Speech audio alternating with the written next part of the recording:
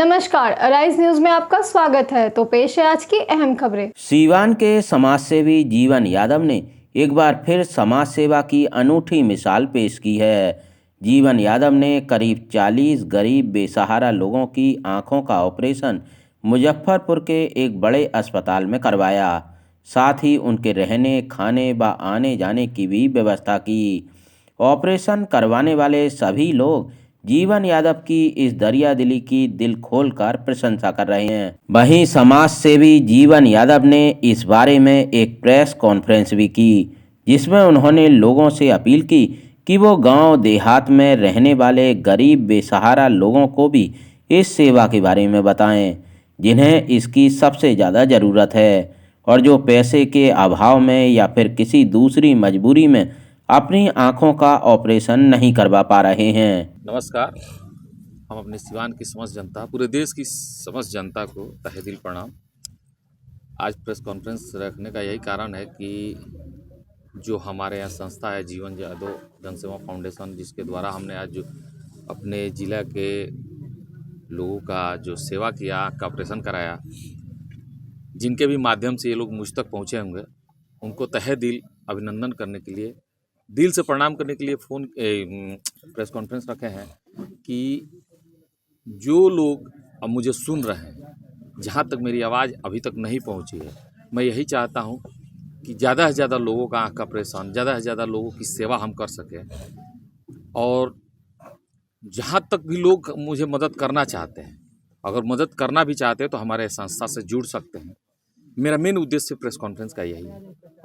कितने लोगों का आंखों का ऑपरेशन आपने करा करके और आज यहाँ देखिए, अभी इस बार हमको 83 आदमी का आँख का ऑपरेशन कराना था, जिसमें आज 50% लोग का हो गया है। 50% लोग का हम अगले बुधवार को भेजेंगे, ऑपरेशन कराएंगे।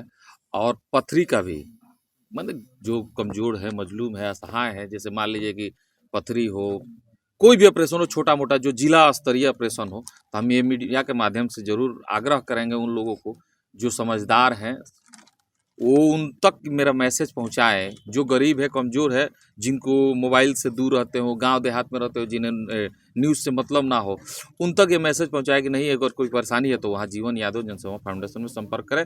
उनका हम सेवा करेंगे जितना हो सके, जिस तरह से होकर। जीवन जी, अब तक कितना ऑपरेशन आप करा चुके हैं? देखिए, बहुत पहले जब हम ये संस्था शुरू किए थे अपना, तो बोले थे कि 1000 कर लेंगे तो एक पार्टी बनाया जाएगा मीडिया बंधु के साथ।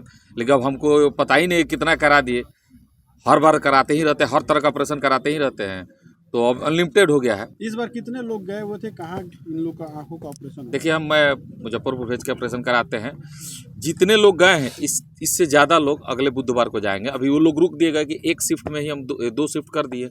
एक साथ ज़्यादा से ज़्यादा लोगों का ऑपरेशन नहीं हो पाता है, इसलिए अगर 2 इस शिफ्ट तरह से इलाज हो तो एक जो व्यक्ति है कितना खर्च, लगभग कॉस्ट कितना आ सकता है?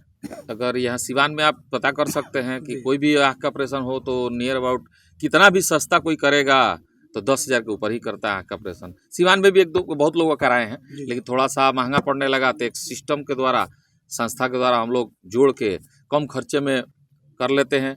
इसलिए हम लोग मुजफ्फरपुर आप अच्छा लेंस लगवाते हैं, जिससे कि अगली बार एक महिला थी जिनका ऑपरेशन हुआ था, उनका उम्र 70 बरस था, और उनसे हम पूछे कि आपको दिखाई दे रहा है, तो उन्होंने कहा एकदम साफ साफ दिखाई दे रहा है। तो मुझे लगा कि नहीं, सक्सेसफुल है।